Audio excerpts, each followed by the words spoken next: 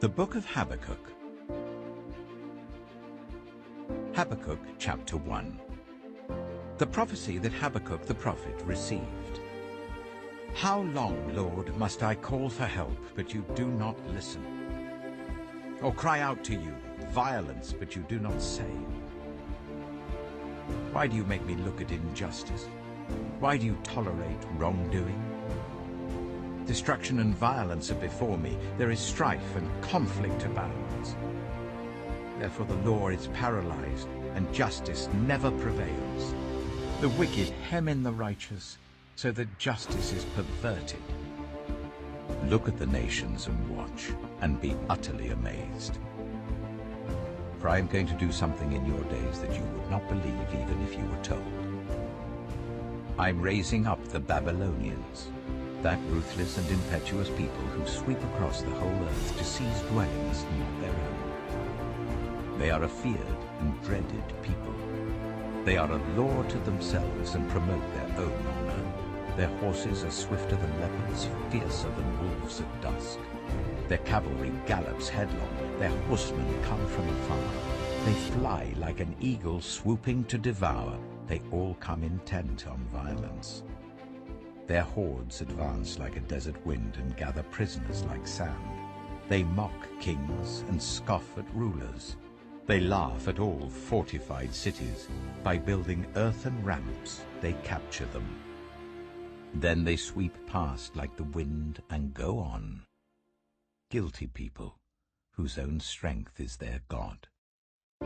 Lord, are you not from everlasting? My God, my Holy One, you will never die. You, Lord, have appointed them to execute judgment. You, my rock, have ordained them to punish. Your eyes are too pure to look on evil. You cannot tolerate wrongdoing. Why then do you tolerate the treacherous? Why are you silent while the wicked swallow up those more righteous than themselves? You have made people like the fish in the sea, like the sea creatures that have no ruler.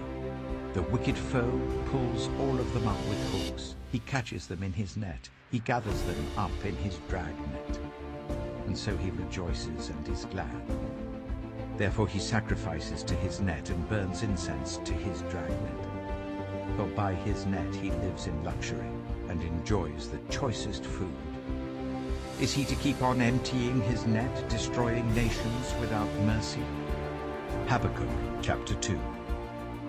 I will stand at my watch and station myself on the ramparts. I will look to see what he will say to me, and what answer I am to give to this complaint. Then the Lord replied, Write down the revelation and make it plain on tablets, so that a herald may run with it. For the revelation awaits an appointed time. It speaks of the end and will not prove false. Though it linger, wait for it. It will certainly come and will not delay. See, the enemy is puffed up. His desires are not upright. But the righteous person will live by his faithfulness. Indeed, wine betrays him. He is arrogant and never at rest. Because he is as greedy as the grave, and like death is never satisfied, he gathers to himself all the nations and takes captive all the peoples. Will not all of them taunt him with ridicule and scorn, saying, Woe to him who piles up stolen goods and makes himself wealthy by extortion. How long must this go on? Will not your creditors suddenly arise? Will they not wake up and make you tremble? Then you will become their prey. Because you have plundered many nations, the peoples who are left will plunder you. For you have shed human blood, you have destroyed lands and cities and everyone in them. Woe to him who builds his house by unjust gain, setting his nest on high to escape the clutches of ruin. You have plotted the ruin of many peoples, shaming your own house and forfeiting your life. The stones of the wall will cry out, and the beams of the woodwork will echo it. Woe to him who builds a city with bloodshed, and establishes a town by injustice. Has not the Lord Almighty determined that the people's labor is only fuel for the fire, that the nations exhaust themselves for nothing? For the earth will be filled with the knowledge of the glory of the Lord, as the waters cover the sea. Woe to him who gives drink to his neighbors, pouring it from the wineskin till they are drunk, so that he can gaze on their naked bodies. You will be filled with shame instead of glory. Now it is your turn. Drink, and let your nakedness be exposed. The cup from the Lord's right hand is coming round to you, and disgrace will cover your glory. The violence you have done to Lebanon will overwhelm you, and your destruction of animals will terrify you, for you have shed human blood. You have destroyed lands and cities, and everyone in them. Of what value is an idol carved by a craftsman, or an image that teaches lies? For the one who makes it trusts in his own creation. He makes idols that cannot speak. Woe to him who says to wood, "Come to life," or to lifeless stone, "Wake up." Can it give guidance? It is covered with gold and silver. There is no breath in it. The Lord is in his holy temple. Let all the earth be silent before him. Habakkuk chapter 3. A prayer of Habakkuk the prophet on Shigionoth. Lord, I have heard of your fame. I stand in awe of your deeds, Lord. Repeat them in our day, in our time make them known. In wrath, remember mercy. God came from Teman, the Holy One from Mount Paran. His glory covered the heavens, and his praise filled the earth. His splendor was like the sunrise. Rays flashed from his hand, where his power was hidden. Plague went before him, pestilence followed his steps. He stood and shook the earth. He looked and made the nations tremble.